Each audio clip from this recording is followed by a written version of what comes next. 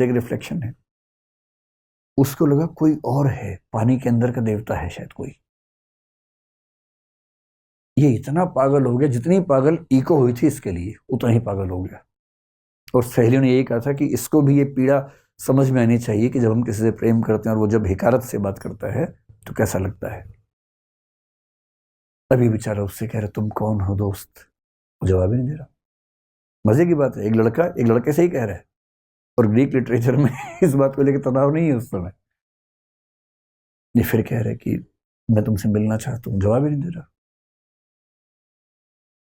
खूब रिक्वेस्ट कर करके मर गया, जवाब ही नहीं आता था अंदर से। अब ने बोला कि अगर तूने मुझे जवाब नहीं दिया तो इस जीवन का लाभ ही क्या है। और पीछे पेड़ के पीछे खड़ी होकर सुन रही इको, उसको खुशी हो रही कि आज इसको समझ में आई बात। और अंत में इसने तय किया कि अगर मैं इसके साथ जीवन नहीं गुजार सकता हूं तो ये जीवन बेकार है, और उसने अपने जीवन को समाप्त कर लिया। और अंतिम वाक्य क्या बोला, अलविदा, फेयरवेल। और पीछे से इको ने क्या कहा, अलविदा।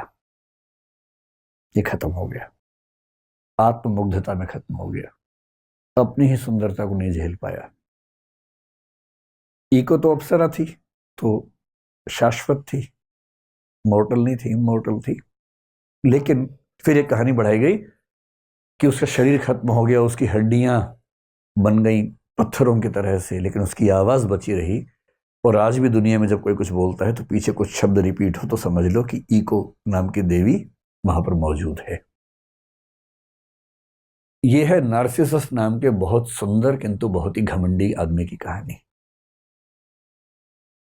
और ये हमेशा ध्यान रखना है कि यदि आप चार लोगों के साथ बदतमीजी से बात करते हैं तो कभी ना कभी कोई आपको भी मिलने वाला है,